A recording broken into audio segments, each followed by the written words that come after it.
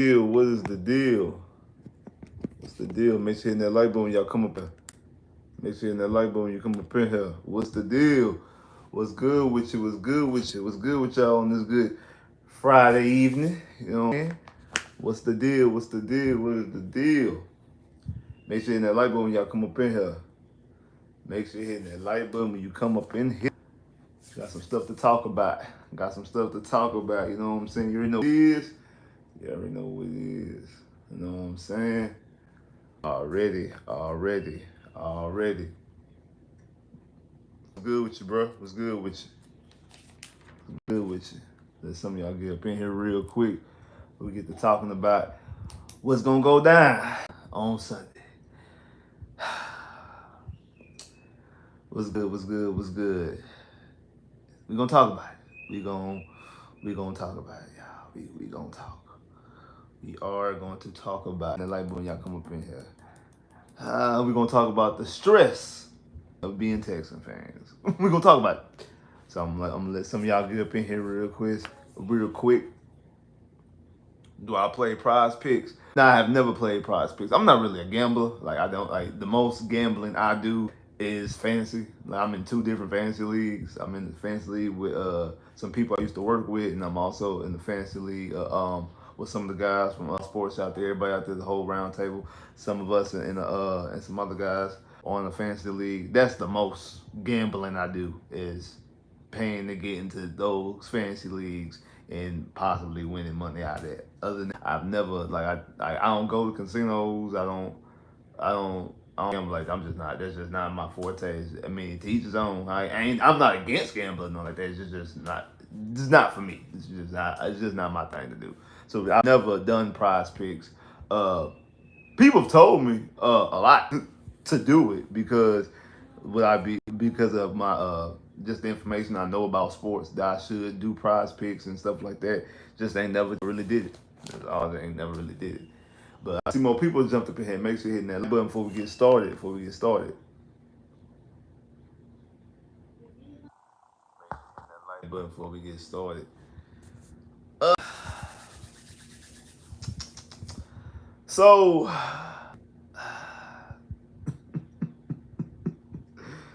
So our Houston Texans host the Indianapolis on Sunday. It's the last time of the season. After this, we'll be done with the Colts for the season. Um, I think they said it's the earliest that we finish and against the Colts. I mean, it's only week 8, and it's the last time we're playing this season unless we see playoffs type situation. So, uh, other than that, yeah, so it's more than likely time that we last time officially that we're gonna play them, and we don't know what happened, but officially it's the last time that we'll play them this season. Uh, as everybody know, we won the last meeting, 29-27, if I'm not mistaken, 27, up at Indianapolis. This one's gonna be in Houston. What do we think is really gonna happen this week? Um, Texans bouncing back after a loss. D'Amico Ryans is in one after a loss.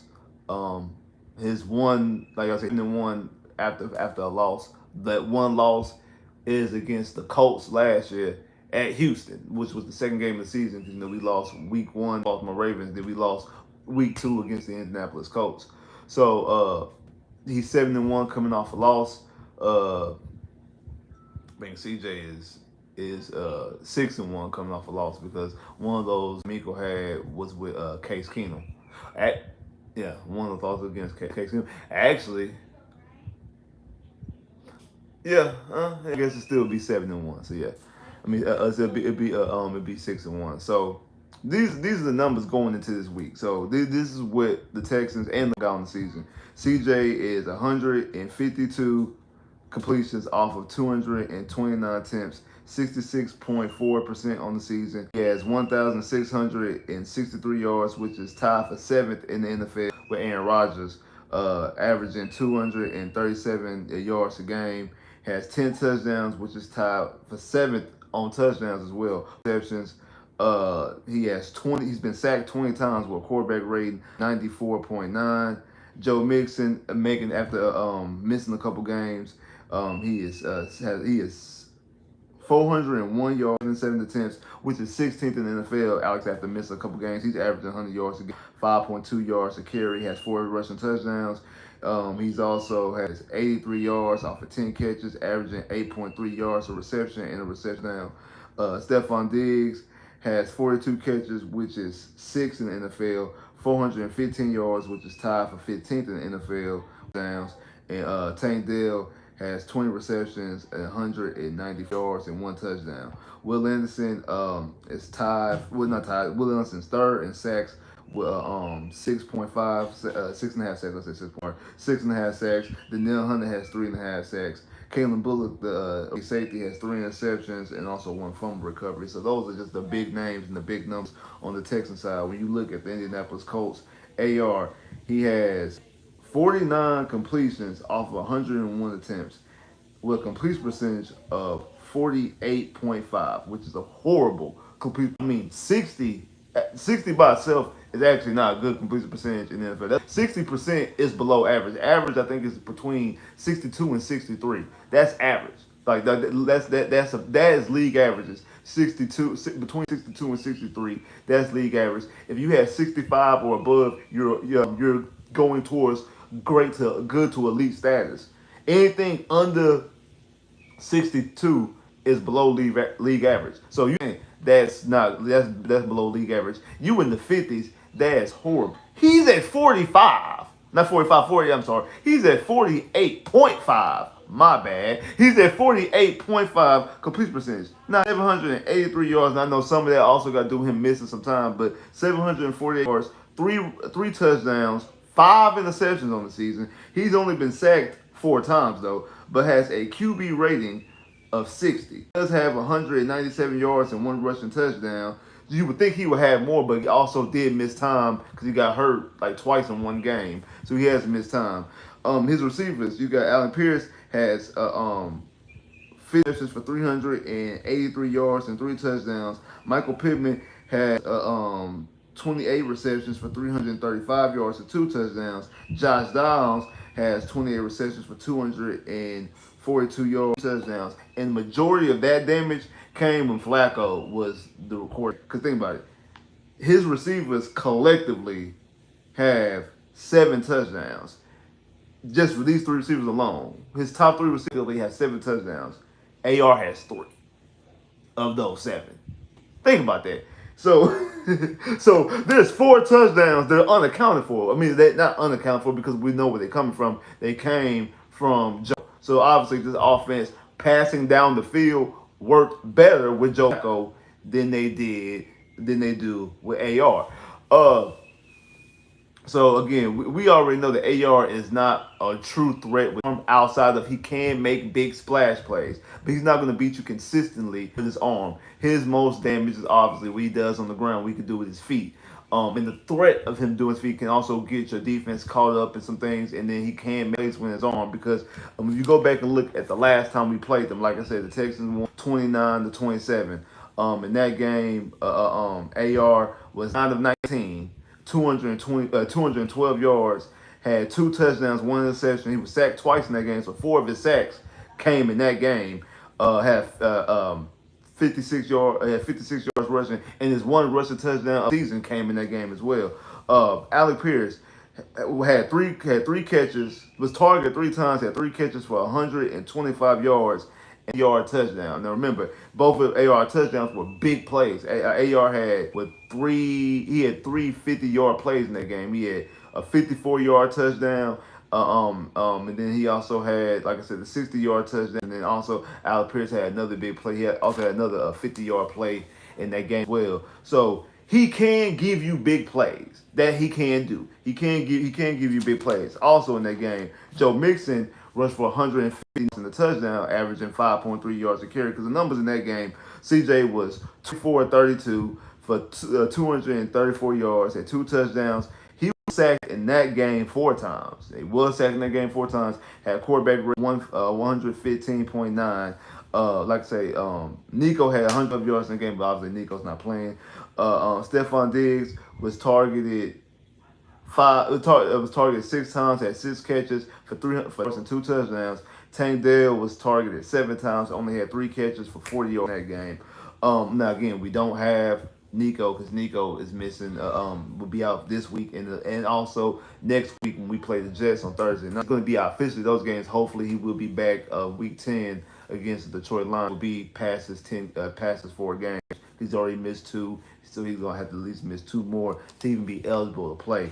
But again, we did most of it in that game. Like I said, Joe Mixon ran all over the Indianapolis Colts with 159 yards, rushing touchdown. They couldn't stop him. Now, a lot of that we had to go shift to the we had in the second half we had to lean more towards the run because of that horrific field they had. Every slipping, CJ was slipping.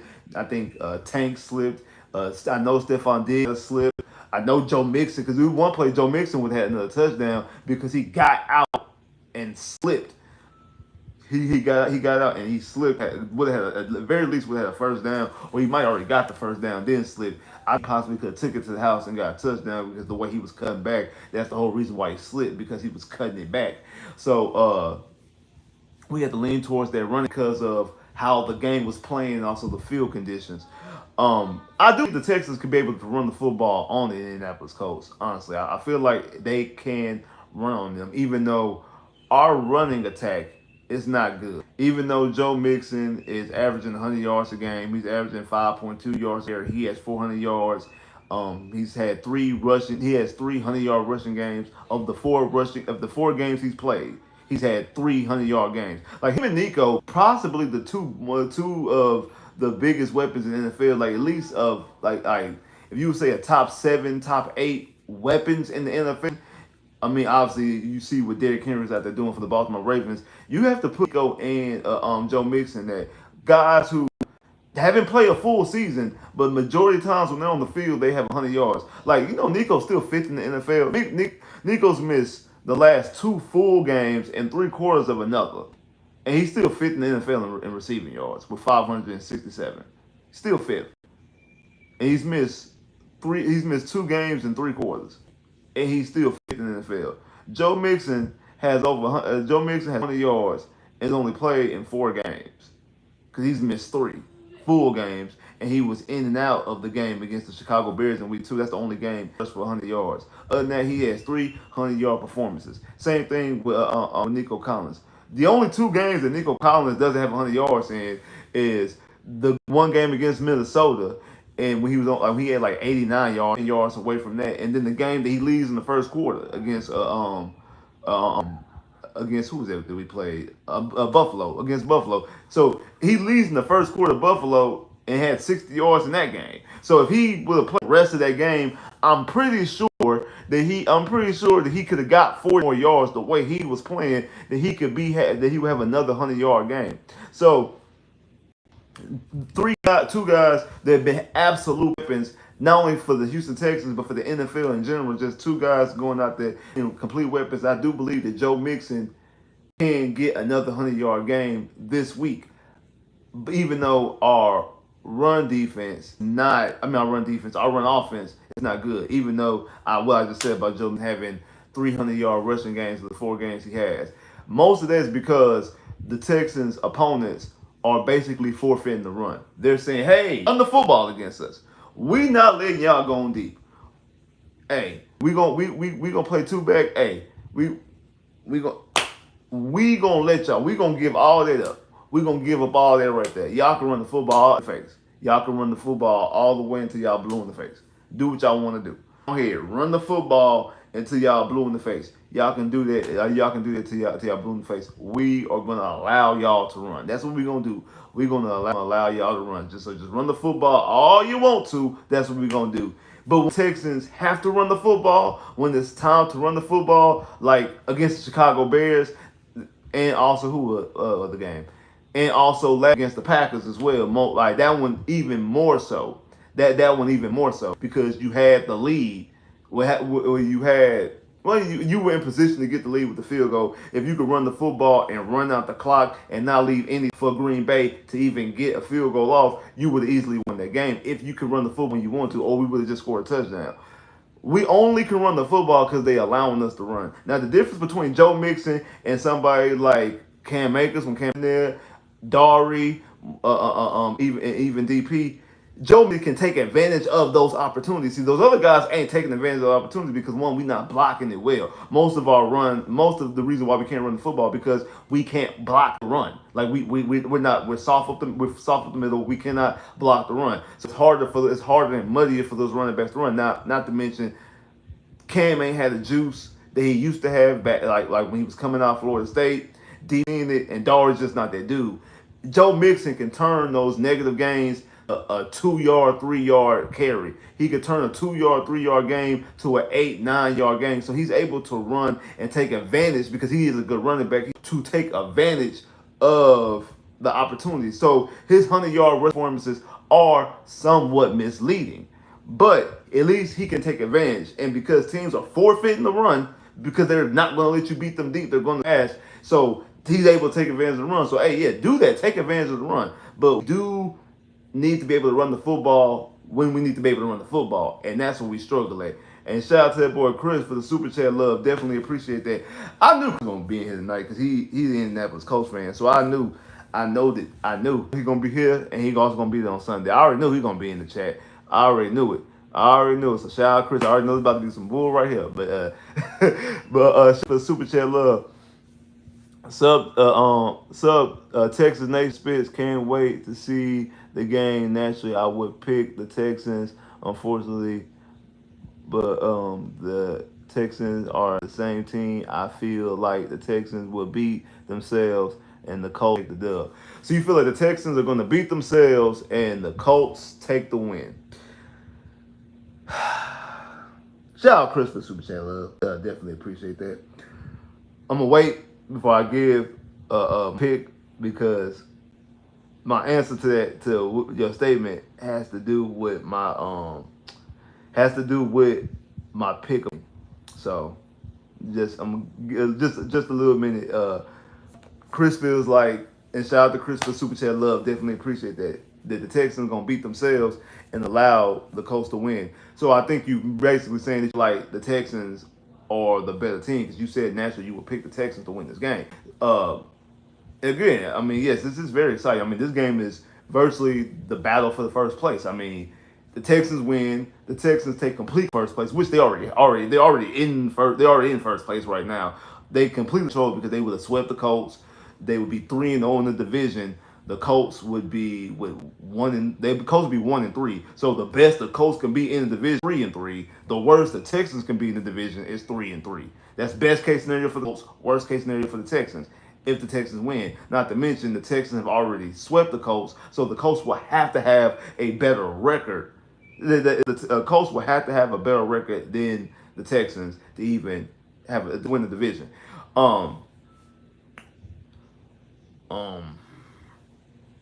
Yeah, because if the Colts lose, like virtually eliminated from winning the division. I know I've heard people kind of compare this kind of to like the Jazz game last year because I know the Jazz when the Jazz beat the Texans, and made the Jags 8-3, and basically and the Jags did have a complete just fall on their face, losing 5 out of their last 6 games to not win the division, and not make the playoffs.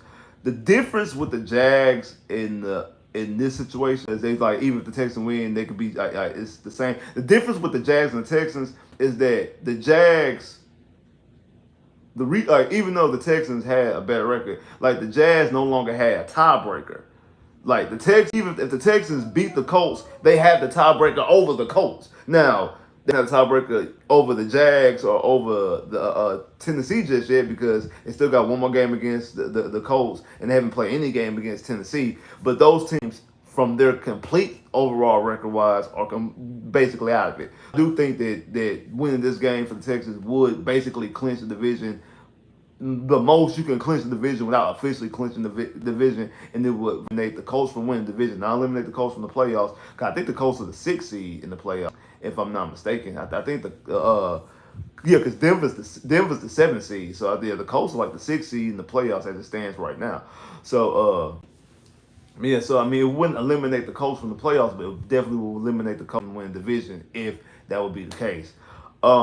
But to my point, like I was saying, like I do think that Joe Mixon will have another 100-yard rush performance because I do think that the Colts are going to give up the run because they're going to allow the Texans. They're not going to allow the Texans to pass.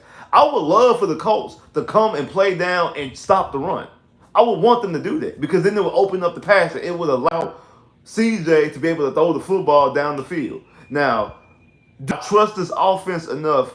And it's crazy that I'm saying this about a CJ-led offense. Also with with Stephon Diggs and Tank Dell being on this offense, that I don't trust this offense. But it has nothing to do with CJ or Stephon Diggs why I don't trust this offense. It's Bobby Slowick and this offensive line is the reason why. Because you think about it, in the first 4 to 5 games, it was the penalties. It was all about the penalties.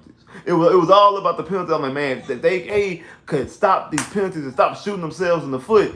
This Texan offense can score because when they don't do that, when they not shooting themselves in the foot, they moving the football downfield and they getting touchdowns. They not out here just kicking field goals. They able to go out there and put points on the board. But now, especially without Nico Collins, because that also was going on while the best receiver in the NFL was on the field and Nico Collins. You do have that factor in as well. Nico Collins was on the field. Again, a guy who's missed the last two and a half games. The guy who's missed the last 2 quarters, still fifth in the NFL in receiving yards. And Collins, he is a big part of that. But now it seems like now the offensive line can't block. And like I said in the first game, CJ was sacked 4 times. He was sacked 4 times the other day. And actually the way the Packers attacked the Texans was similar to how the Colts attacked the Texans week 1. Now the difference was CJ was able to throw the football, able to get the football. Now when you have somebody like a Nico Collins able to make plays, you had people like Stephon Diggs catching the touchdown, unlike Tank not catching the touchdown. That does also make a difference in the reason why CJ threw for over 200 yards.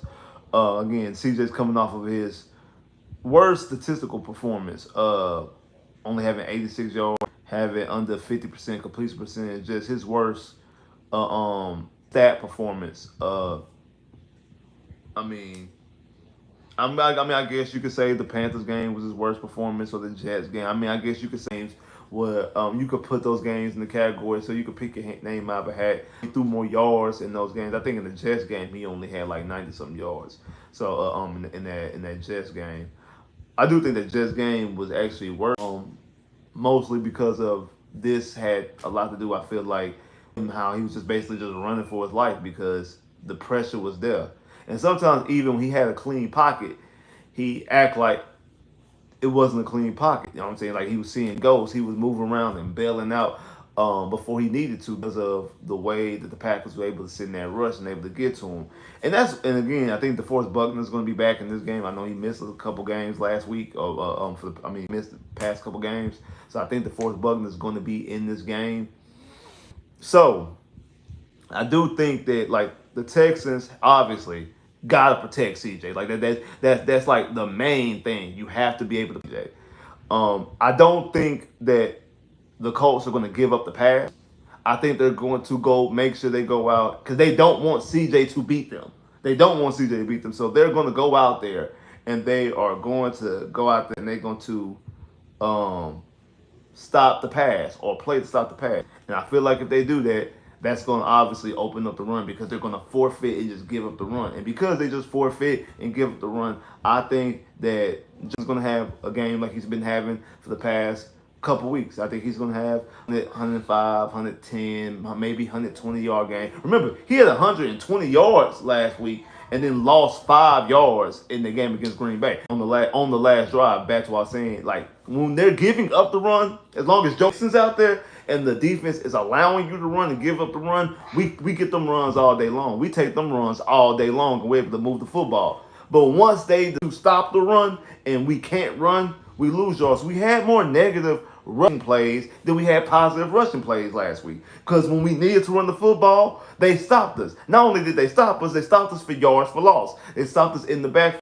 We're not able to block upfield. We're not able to block the run. So it's hard to block the run. Last week, offensive line was just hideous and horrible and couldn't protect CJ, allow him to get beat and get hit time after time after time, and allow him to play flustered, play just not his normal way of playing, him not being comfortable. He's a pure pocket passer quarterback. He ain't running around. He not faux. He's not running around and trying to make plays. He's not doing those things that Caleb Williams, Daniels like to do. He's not doing that. He wants to maybe climb the pocket, do it downfield.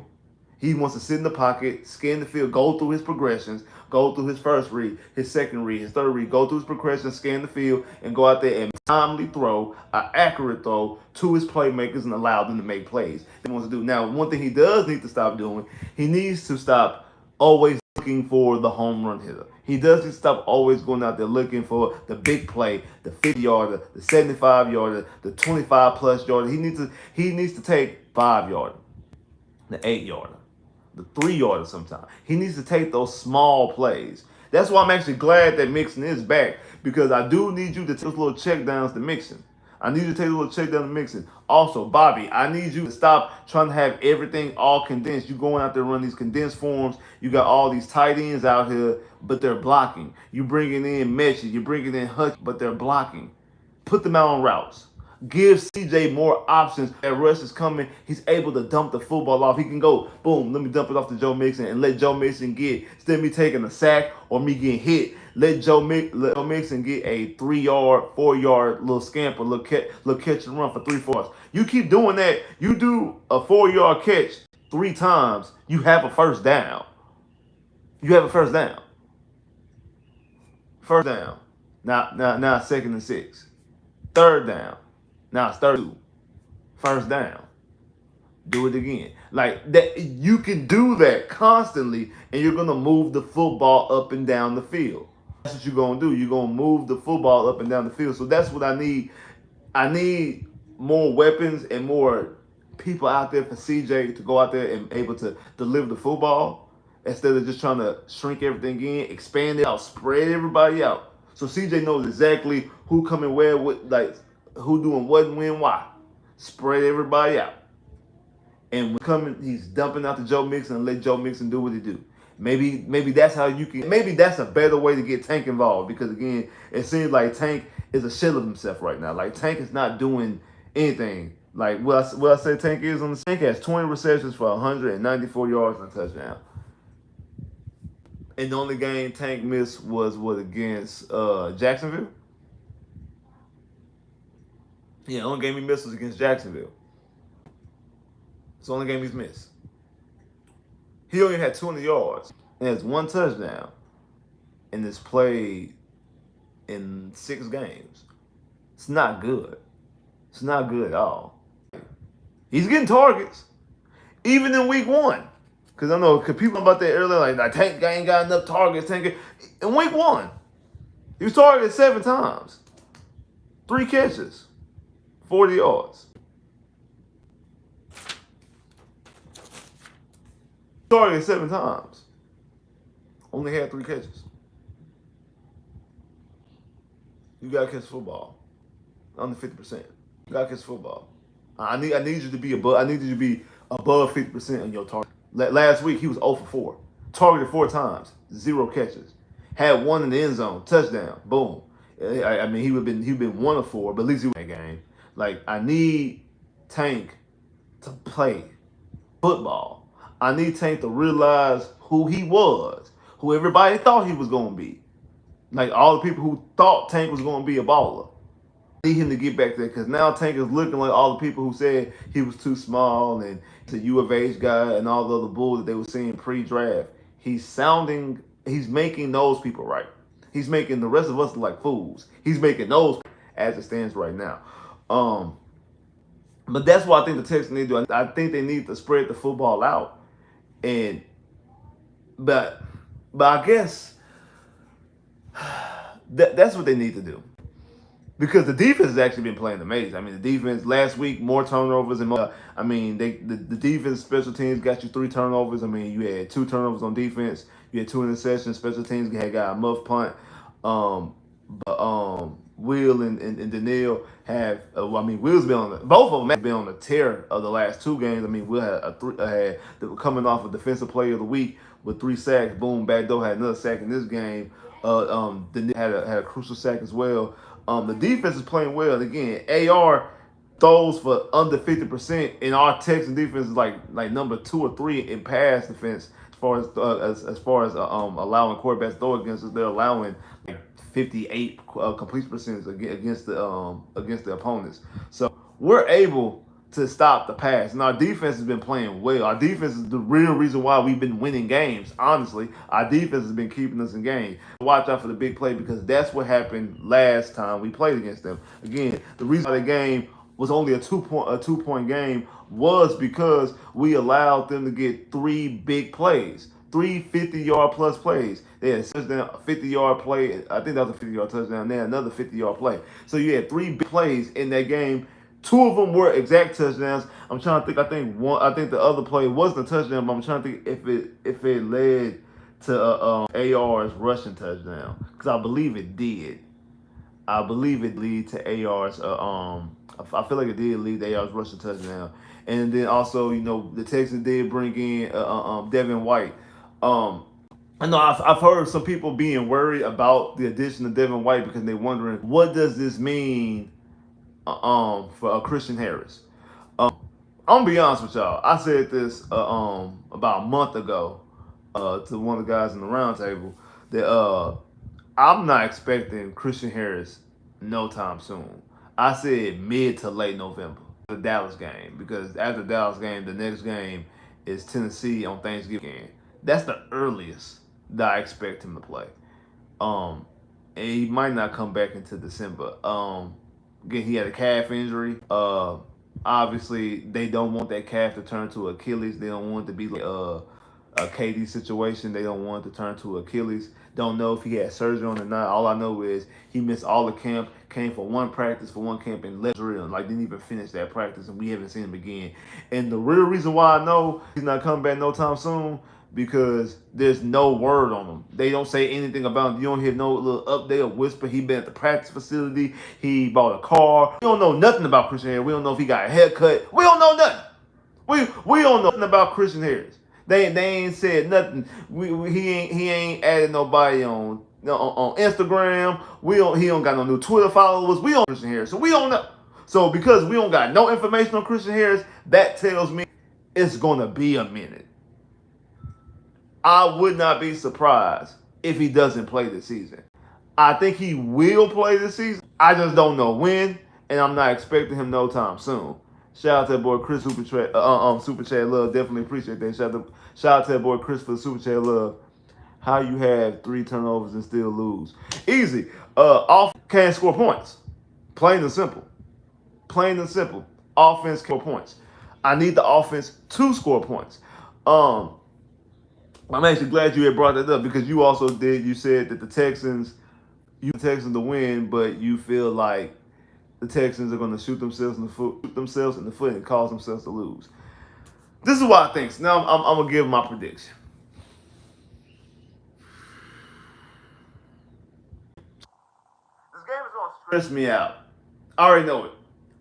Last week I picked the Texans to lose to Green Bay, but I wasn't stressed about it before the game. I just thought, again, I'm not going to pick the Texans to go 10-0. I'm not going to pick the Texans to go 16-1. I'm not even going to pick the Texans to go 15-2. I think they're going to win. I think they're going to lose a couple of games. I would love for them to go 17-1 or 15-2. I would love that to be the case. I would love for that to be the case. Don't think that's going to be the case. I think they're going to lose a couple more games. They already got 2 losses. I think they're gonna lose. I don't think they're gonna go winning out. I don't believe they're gonna go win out. They're gonna just win all these games and go on a long winning streak. I don't believe that. But I do think they're gonna win some games. I got the Texans again to be the second seed next year. I think I have them second seed next year.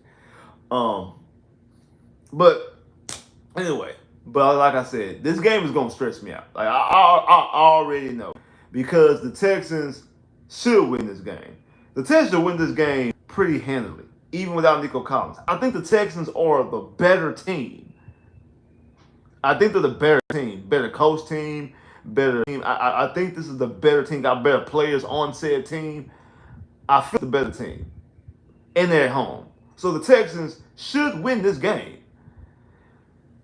And I know this game is going to stress me out.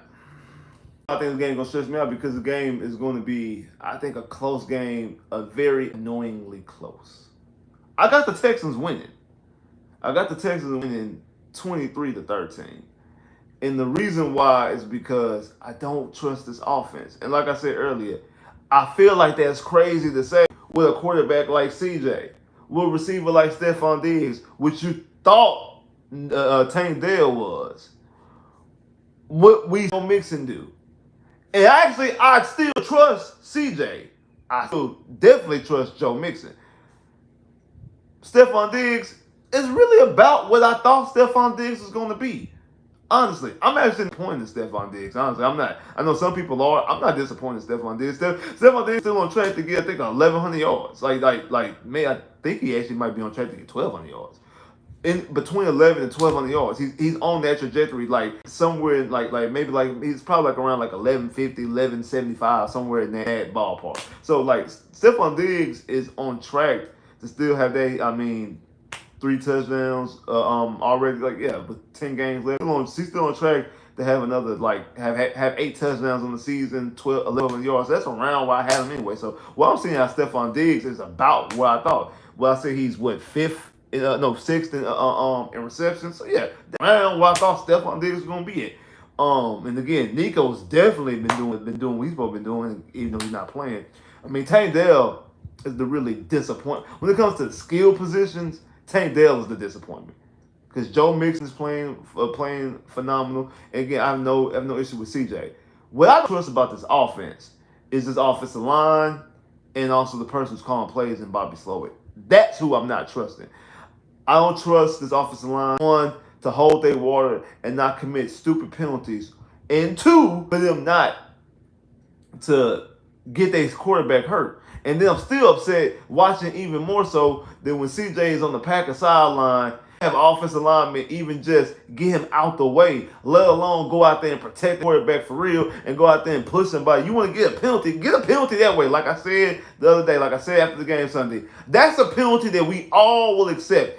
If Laramie or Kenyon or Juice or Shaq or Matthias Howell went over there and just pushed Jair Alexander out the way, just like again, and the referee would have threw a flag and they would have been like unsportsmanlike close to it, we would all cheer for that. Just like we always talk about, because Dre about to get his Hall of Fame ring. I'm going to talk about that in a minute. Dre about to get his Hall of Fame ring. Every time somebody talks about Dre, one of the first up is what? The Cortland Finnegan situation. He got ejected in that game. But we talk about it to this day. To this day. That's over 10 years ago. We still talk about it to this day. There's people weren't even Texas fans right then that that's their favorite Andre Johnson play. And that wasn't even the damn play. So we don't have no problem when you're doing something like that. When you're doing something like that, hey, go out there and protect your quarterback. Again, especially Titus. I know fans on Twitter be getting on Titus all the time. That's how Titus would have definitely earned some respect to some Texas fans. They wouldn't have said nothing else to you ever again. If you would have ran up there when Jair was in CJ's face up there and pushed the mess out of Jair Alexander, they wouldn't have said nothing to you. I watched a video of Mike Evans, who's a receiver, by the way, when I think it was Lattimore for the Saints, was in Winston's face. And he just came running across the field and completely knocking him out, just completely pushing the mess out of him. Came across the field. He's a receiver. And he's like, you're not about to go face. No, that we ain't doing that. He went out there to protect his quarterback. He's a receiver. Actually get paid millions of dollars to protect your quarterback. Where was y'all? That's one of the things that annoyed me from that game. And I don't trust this offensive line. I don't trust Bobby Slowick to call plays in the right situations.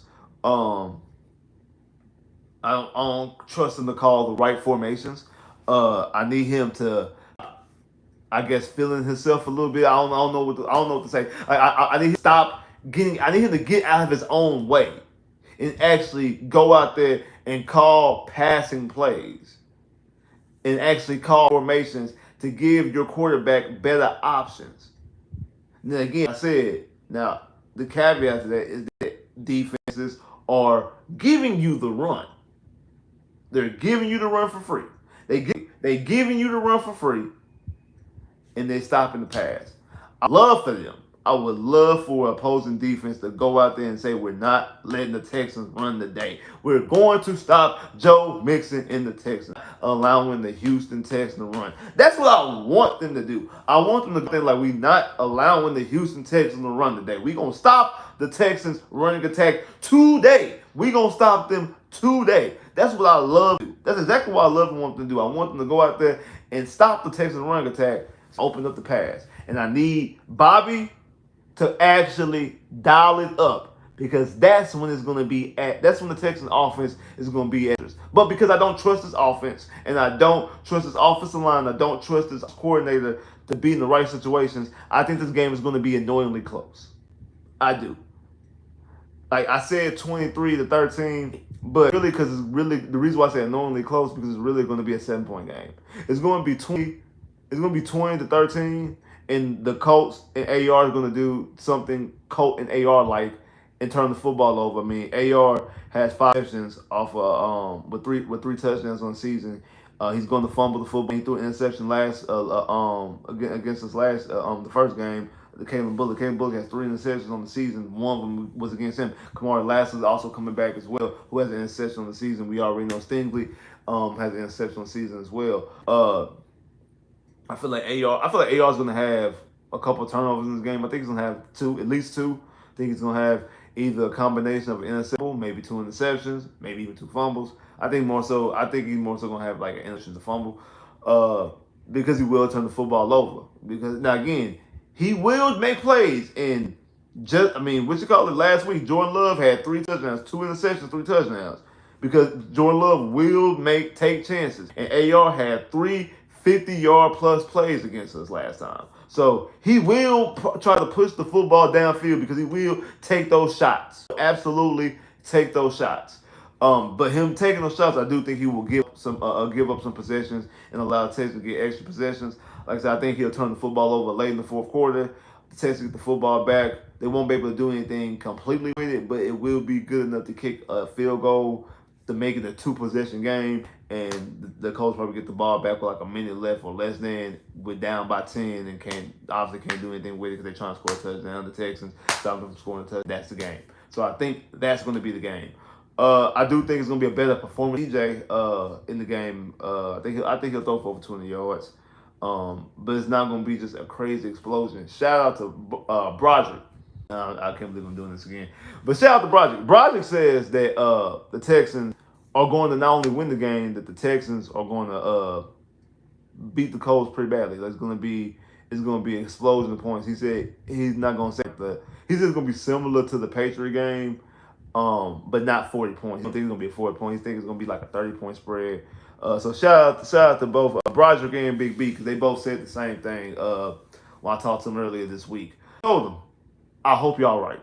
I really do. And that's the reason why, because I want to give them credit before the game. So if that does happen, if that actually happens, if the Texans actually go out there and blow out or plus points on the Colts, and it's a comfortable win against the Indianapolis Colts, if that's the case, I want both Broderick, because he said it first, and Big B to get their credit. So you heard it here first. And if that happens, I will be the first out there on Sunday and admit that they was right. So I want the proper people to get their proper credit. And Broderick and Big B, I want them to get their proper credit if that would happen to be the case, because they say that. And I hope they right. I absolutely hope they right. I just know it's going to annoy me, because I've been a Texas fan way too long. I really have. I've been a Texas fan way. And I know this team, and they're going to annoy me. I feel like they're going to win, just like I said against the Jazz game. They're going to win. But the game is going to be annoyingly close.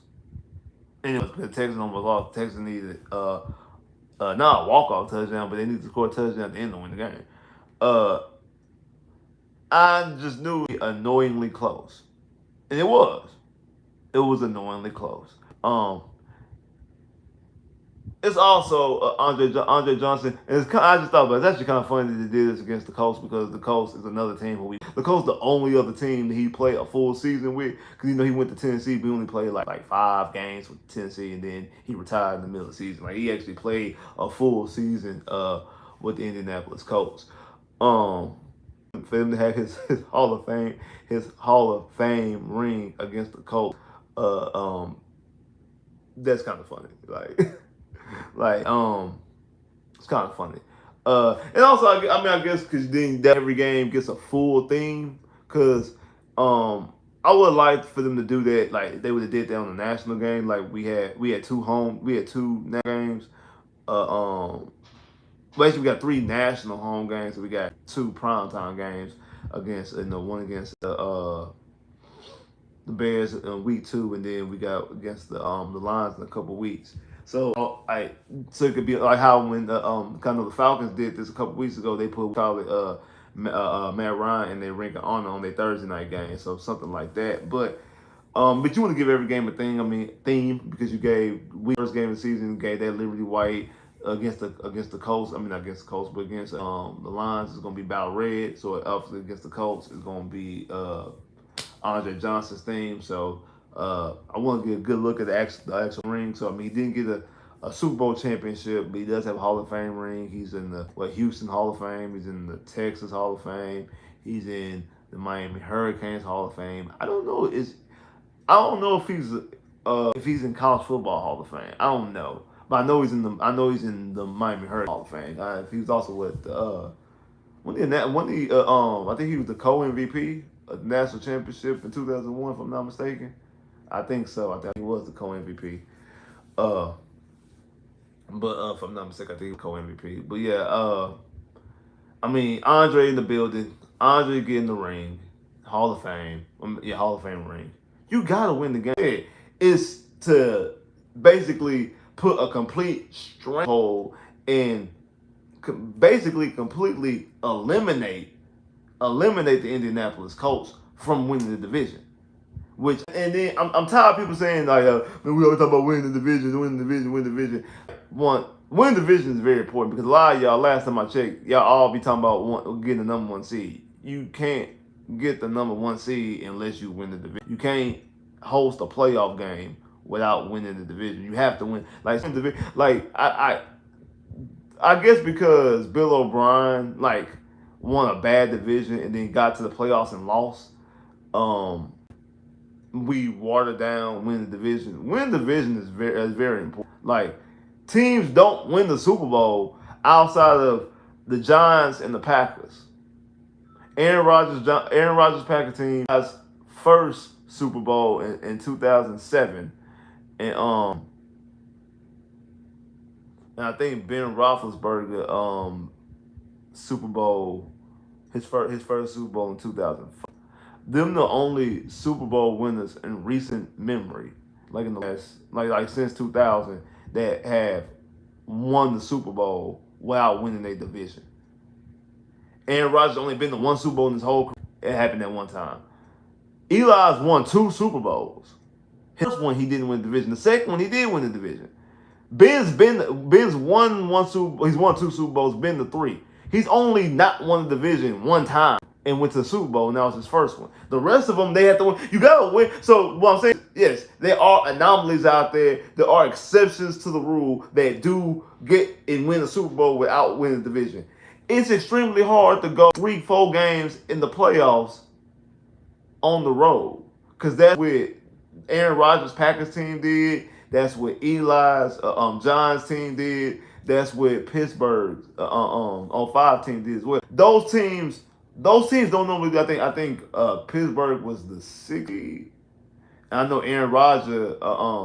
No, I think Pittsburgh might have been the 5th. Might have been because that was before they added a playoff team. They only had one. They didn't have 7 playoff teams back then.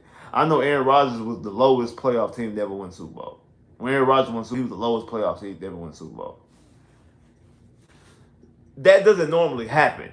History tells you that you mostly got to win the division. So we be division like, yes, we need more than a division. It don't need to just stop at the division. It should just stop there. But that is goal number one. So when people talk about the division, we talk about it like in one. We talk about the division in the luxury stats like we got 4-5 championships, and we could talk about not winning division. Like Patriots, they could talk about not winning division. Because they got like 7 Super Bowl rings or 6, how many they got. Same thing with the Chiefs right now. Like when you're a dominant team, you could talk about not winning division. This is not basketball or Major League Baseball where winning division in those sports are completely unimportant. Like in basketball, you could be the second team in your division and be the second seed in the conference. Like that actually happened. Like you could be the second seed in the conference and not even win your division because basketball divisions are meaningless. You could win your division in basketball and be the eighth seed and have to be in the play-in tournament. That's happened before. Like same thing with baseball. You could win your division and lose in the first round of the playoffs. You could not win the division and not win the division and win the World Series. Like all that stuff is random. And especially because in basketball, everybody gets a home game. You guaranteed to get 2 home games because it's a 7-game series. Like you're guaranteed to play at home. You're not guaranteed to play at home in football. Football is a one and done situation. And if you don't have home field advantage, if you don't win your division, you are not playing at home. So this is very, very important because if you lose this game, now you and the Colts are both 5-3. Y'all split the season. Y'all split the season series at 2 games. Y'all both got a game apiece. Now they're 2-2 in the division. You're 2-1 in the division. Now you slip up at Jacksonville or slip up at or home against Tennessee. That's the window that the Colts need to win the division. Don't give them that opportunity. End it on Sunday. I believe they will, but I also believe that it's going to be annoyingly close. Closer than it should be. And I think, like I said, I think they're going to win 23-13. Now, let's look at some games. Look at some picks. Because I'm going to do my weekly picks for the week. So, the noon o'clock games. We have the Cincinnati Bengals versus Philly. Oh, also, I feel like on Thursday night, I forgot to do the game first. Like Thursday night, the Rams are facing, let me see what the Rams are facing. The Rams are facing Minnesota. I think Minnesota going to get their second loss of the season. And I think the Rams are going to beat the Minnesota Vikings. I got a feeling, even though I don't really believe the Rams are all that good, but I feel like the Rams win. I feel like that Matt Stafford is going to have a throwback Matt Stafford type game and like throw for like 5 touchdowns. So I think Matt Stafford going to throw for like 5. I feel like they're going to win that game versus the Minnesota Vikings. So I think that's going to have that. So I think that's going to happen on Thursday. I think they're going to beat the Minnesota Vikings. So anyway, the noon o'clock games: the Eagles versus the Philadelphia Eagles. Actually, I think Cincinnati is. Didn't they already? Yeah, they already played. It's a joke. It's a joke. Let me get one right. Let me get one automatically right. Like like that. That's my freebie. That's my freebie. That's my free one. That's my free one. Like y'all didn't get the joke. I see. Like I see somebody else. Like that's the free one. That's the one I get for free. Like, because the rest of them I could be completely wrong. That one I know for a fact I'm right. Like I know for a fact the Rams are going to beat the Minnesota Vikings on Thursday Night Football, October 24th. Like, I know that's going to happen. Like I know that's going to happen. So let me get that one. But anyway, in the news, got the Cincinnati Bengals versus the Philadelphia Eagles. I think Cincinnati is starting to put together, and I think that they're going. I'm not saying they're coming back to win the division, but in a very, very weak AFC where you have the Denver Broncos are the 7th seed right now. Because the playoffs start tomorrow. Texans will host the Denver Broncos in the playoffs with Bo Nix. I think Cincinnati is going to creep in, which I feel like is extremely, extremely dangerous for whoever is the 2nd seed if the Cincinnati Bengals stay at the 2 seed. I mean, if the Cincinnati Bengals stay at the 7 seed, I do think the Bengals going to strength together, and I do think that I actually think they're going to. I don't think they're going to overtake Baltimore, but I do think they'll overtake Pittsburgh, and you're probably talking about the 5th seed in the playoffs. I think they end up taking the 5th seed in the playoffs, even though they almost beat Baltimore. Really should have beat Baltimore. I actually not. They should have beat Baltimore when they lost them in overtime a couple weeks ago. So I do think that the Bengals will not only creep into the playoffs. I feel like they're gonna club uh, um the 7th seed. And as far as the 4 division winners, that's the team that you want to avoid of the wild card teams. You want because you be honest, you want Denver. Like that's the game that everybody like the division winners like. Well, the one seed has a bye week, so seed 2 through 4 is Denver. So they want Denver to fall to them. They want Denver to fall to them if Denver makes the playoffs. They don't want Cincy to get into the playoffs and they don't want Cincy to be their game. So because that's a team that very realistically can beat any team in the playoffs, like because they have a quarterback in Joe Burrow, they can win. And Joe Burrow's been playing great football actually this year. You know, team just had some tough breaks, but Joe Burrow's been playing. So I think it's the Cincinnati Bengals beat the Philadelphia Eagles. Cleveland Browns versus the Baltimore Ravens. Jameis Winston making the start. Cleveland finds a way to beat Baltimore like a lot. They find a way to beat the Ravens, especially in recent memory. Um, I think this team. I think this team gonna have they're gonna play with a different type of level. I feel like, especially early on, just like how when teams fire their head coach, teams play well. I think Cleveland goes out there and I think they beat Baltimore. And it's at Cleveland too. I think out there and I think they beat Baltimore. Detroit versus Tennessee. I think Detroit obviously the better team than Tennessee. I think Detroit beats Tennessee. Miami hosts Arizona. I think Arizona started to put some things together, and I think Arizona gets the win in that game. Um, the Patriots host the Jets. I kept going back and forth on this game because I can see what you call getting this first win of the season. What's his name? Drake May. I think the Jets are absolutely terrible. I do. I can't believe that I actually thought they were gonna make the playoffs. I think the Jets are a terrible football team right now. I really do. I think the Jets are a terrible football team. But I do think they can win against the Patriots. I just got a feeling they're gonna go out there and they get the win. So I got the Jets beating the Patriots in New England. Tampa hosting the without Tampa's receivers. I think Atlanta's just gonna have to be too much for them. And I think Atlanta starts to run away with this division a little bit. So I think the Falcons go out there and they beat Tampa Bay. Jacksonville, Green Bay.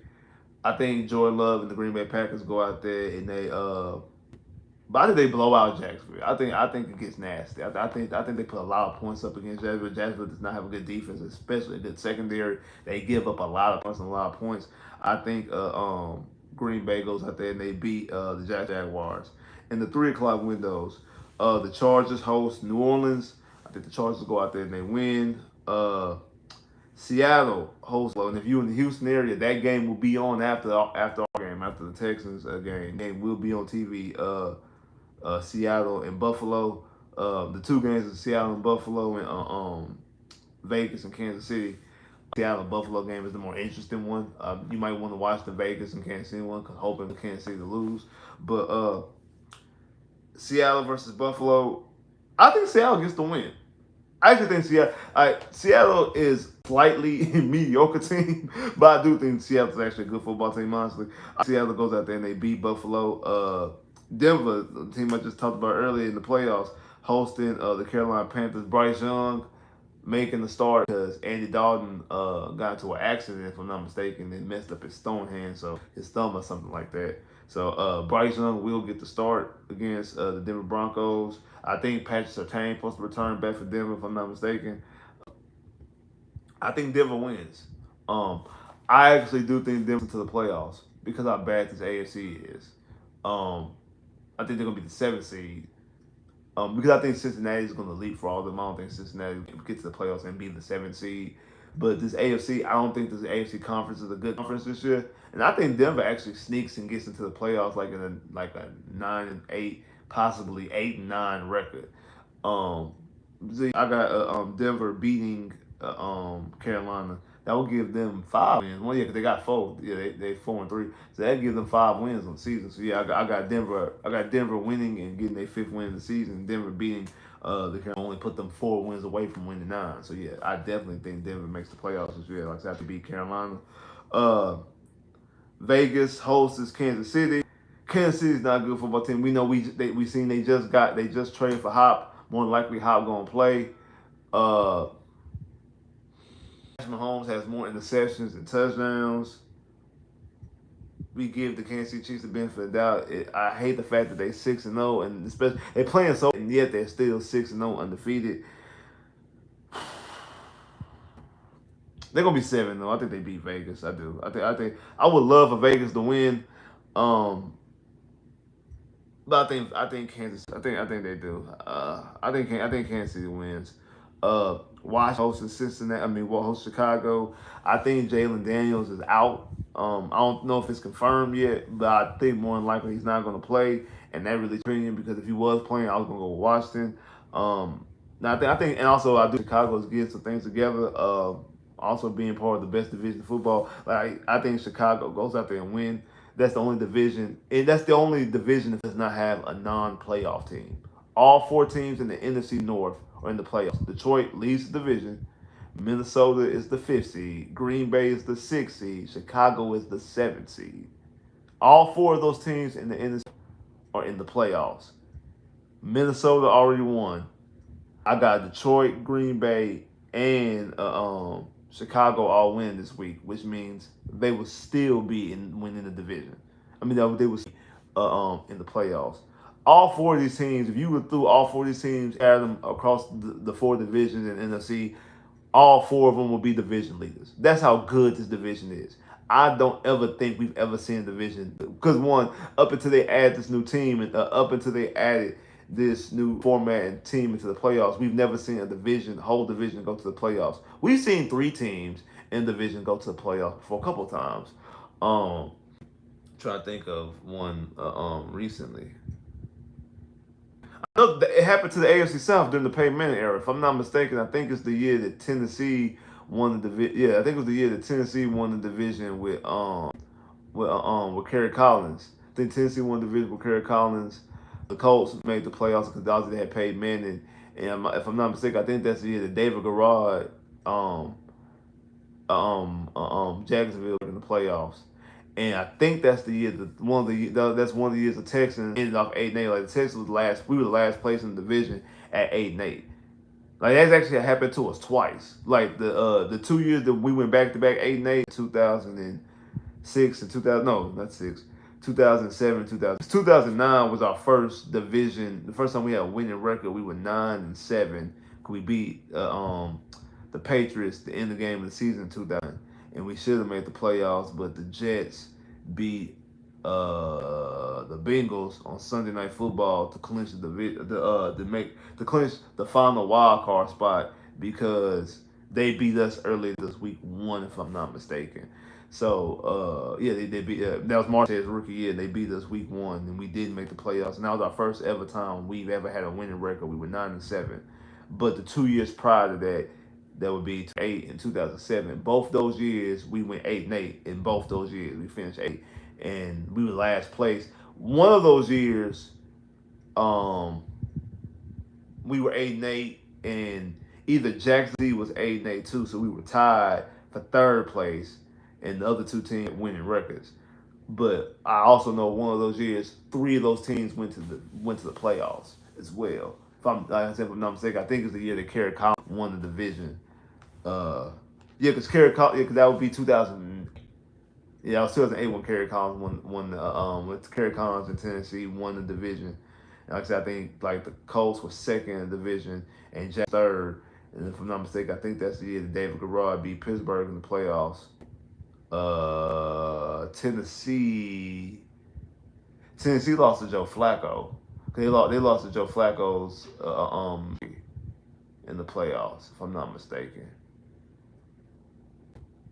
They lost to Joe Flacco in the playoffs. They lost to Joe Flacco as a rookie. I think I don't remember what happened to the Colts that year. I can't remember what happened to the Colts that year.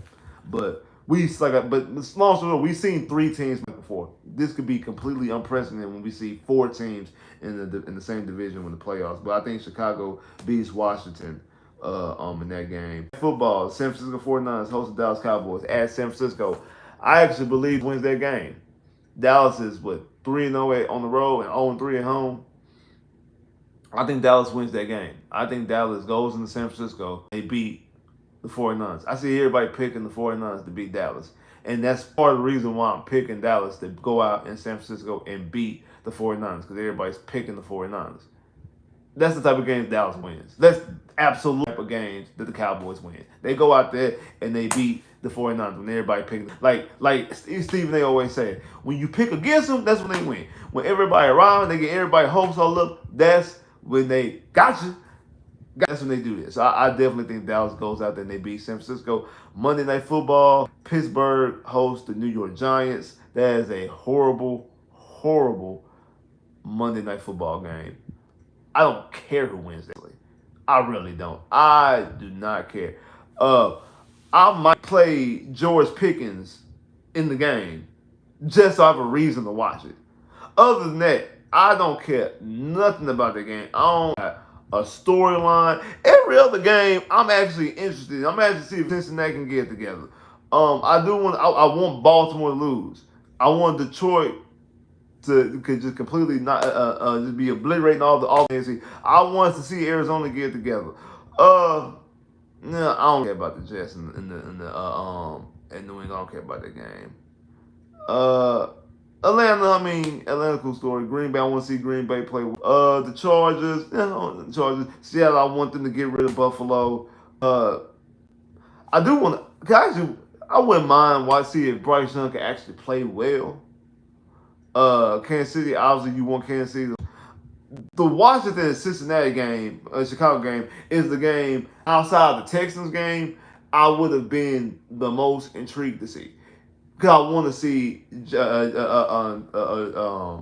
McDaniels, Jaden Daniels versus Caleb Williams versus 2. I definitely would want to see the game. So outside our game, the Texans game, obviously that's the game I'm most anticipating because the Texans would have been that game. That intrigue on it. Dallas and the 49ers. It's Dallas. You watch what's going on. Pittsburgh and the Giants. Outside of the Patriots and Jets game, I have no interest in watching. And like I say, I might start George Pickens in my fantasy. I do have him. I have him on my fantasy. I have him on the bench. I might start him just so I have a reason to watch and care about the game. Not only that, to watch and care about the stats of the game. Like, I have zero interest in this game. Zero. I know you fellas know my name, man. Zero. I have zero interest in this game. I think Pittsburgh wins. But I have zero interest in the game. So, just to recap, I got Cincinnati over Philly. I got Cleveland over Baltimore. I have Detroit over Tennessee. I have Arizona over Miami. I have the Jets over New England. I have Atlanta over Tampa. I have Green Bay over the Jags. I have the Chargers over New Orleans. I have Seattle over Buffalo. I have Denver over Carolina. I have KC over Vegas. I have Chicago over Washington. I have Dallas over the 49ers. And I have Pittsburgh over the Giants. That's what I feel is going to happen across the league. That's what I was going to happen across the league.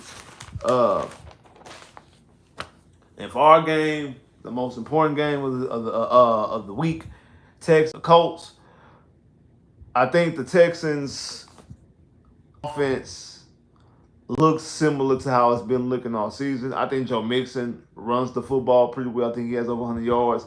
Mostly because of the Colts are going to give that up. They're going to give up the cookie. They're going to allow to run the football because they're going to play to stop the pass. And we're gonna be able to run the football, but I don't know if we're gonna be able to run the football when we need to. I think it's gonna be annoyingly close. I think our defense plays well. I think they get to AR. I think they force turnovers in this game. I definitely need. I mean, because I think Will is third in the league in sacks, and I think he's fifth. Oh, he's third.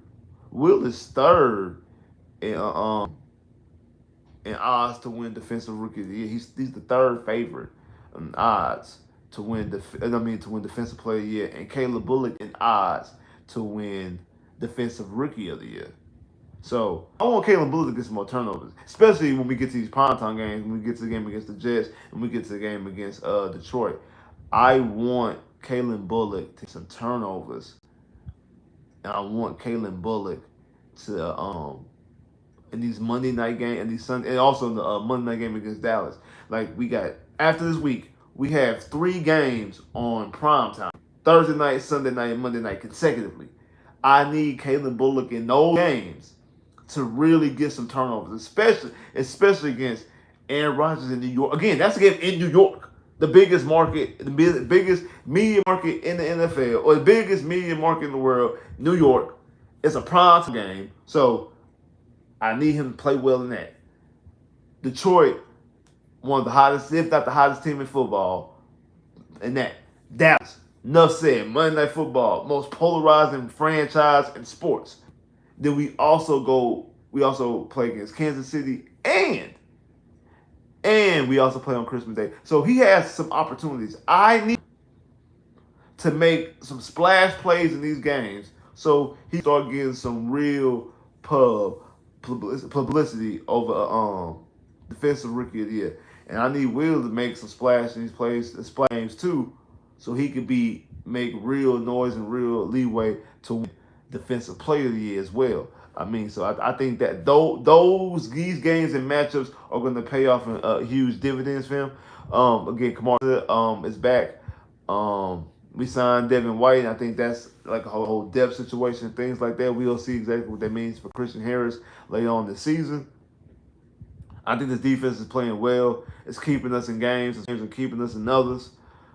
This offense, though, concerns me. And I can't believe I'm saying that about a team that has C.J. Stroud pulling the trigger, have Joe Mixon in 3 of the 4 games, and he has 100 yards in 3 of the 4 games he's played in. Stephon Diggs saying like I thought he would play. Nico Collins before he left was the leading receiver in the NFL. His full games and is still 5th in yards in the NFL. So it's shocking that I'm saying that. I mean, see what 7th. CJ 7th in yards and 7th in touchdowns. And I'm up here saying I don't trust his offense because of who's calling the plays and also the offensive line. Because either they committing stupid penalties and putting you out of field goal range, making you punt the football, or making Fairbairn kick ridiculously long field goals, or they not blocking and protecting their quarterback. Either one you pick, either one you decide. It don't matter which one. Either one you pick, either one you decide. Situation. And that's why I think this game is going to be annoyingly close. I feel like the Texans win, but I think the game is going to be annoyingly close. And I'm going to be stressed throughout this game. I'm going to know this game is going to stress me. I already know. I'm going to be frustrated throughout this game. They're going to frustrate me in this game. I already know they are. I already know. So I should be prepared to be frustrated because I know they're going to frustrate me throughout this game. I got the Texans winning 23-13. It's going to be closer than that. I think it's going to be 20-13 with like 5 minutes left to go in the game. The Colts commit. The AR has a dumb turnover. The Texans able to get a field goal to make it a double score, to make it a 10-point game, and the Texans defense don't let AR or Indianapolis Colts put any more points up on the board, and the Texans win 23-13. That's what I feel like is gonna happen in the game. Like I said, appreciate everybody that came through here. If you ain't hit the like button already, make sure you hit the like button. I'm gonna give y'all some time right now. Hold on. Appreciate everybody that came through here. Make sure you hit the like button. If you ain't hit the like button, hit the like button right now. I'm gonna give y'all some time.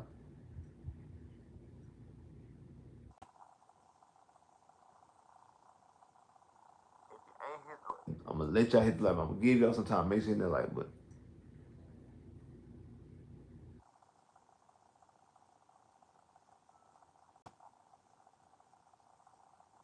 Make sure you hit that like button. I know the Magic are 2-0. I know the Orlando Magic are 2-0. Bencaro is looking. Like I think the guys on inside the NBA that they had, I think they had him like what 17th in the NBA. Paolo's gonna be a top 10 player by the time the season ends. If he's not top 10, he's definitely gonna be top 15. I think they got him at 17. He's definitely gonna be top 15. He's gonna be looked at as a top 10 player for the season. I know some of y'all, maybe not some of y'all, but people, definitely people, be asking me about Magic content. I know I've been saying it's coming. You know where it's coming. I've been saying that for a while. Just know it's gonna be here sooner than you think. And when it comes, I'm gonna explain into complete detail. It took so long for it, and I think some of y'all are going to actually like how the content will be. It's a reason some things had to work out. They didn't work out the way it's supposed to work out. You have to try some new things, but no, and again, it's a reason why. Because again, I could just do like how I'm doing the Texans right now. There's a reason why I did.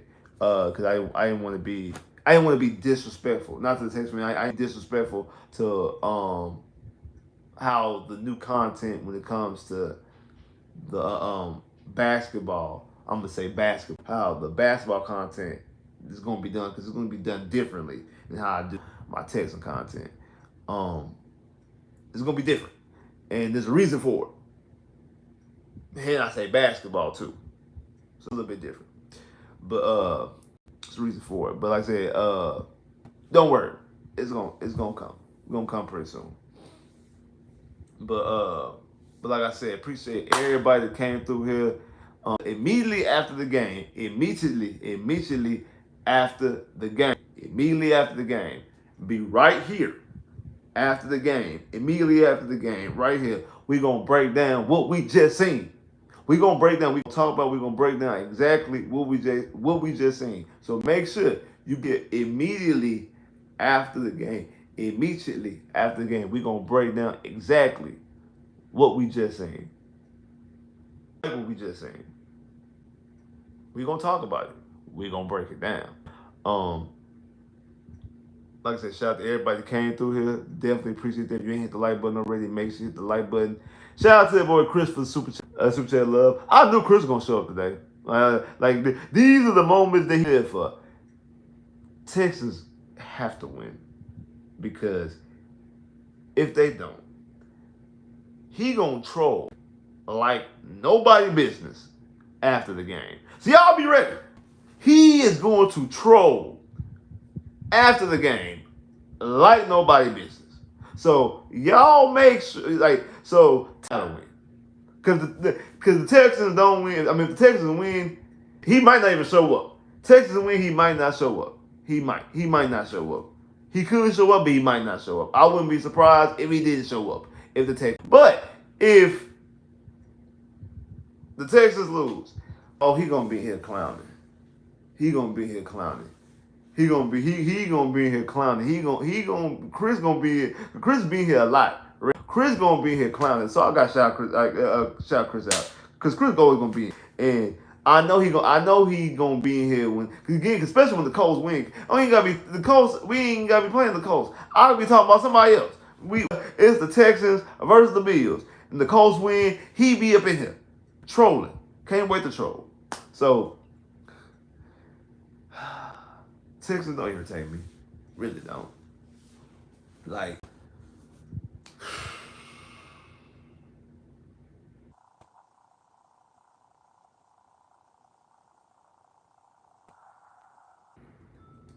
Come on, Texans. Please do not irritate me. Really don't. Please don't irritate me. Please don't. I really need y'all not to irritate me. But like I said, shout out to everybody that came through here. Everybody hit the like button. Shout out to y'all. Make sure y'all pull up immediately after the game. Make sure y'all pull up immediately after the game so we can talk about what we just seen. And also, well, never mind, we play on Thursday, so it won't be no stream next Friday. We'll be doing the stream after the game Thursday. I'm gonna have to find a day to do a preview before the game because the game is on Thursday. So I might do the preview that day. I might do before the game. I might go live before the game and then go live at. I don't know how I'm gonna do it. But yeah, but just make sure y'all pull up immediately after this game, and we gonna talk about and break down what we just seen. Appreciate everybody here. Appreciate y'all love and support. Hit that like button if you ain't hit already. Like, subscribe, and below if you haven't. Click the bell, get more videos. Holla.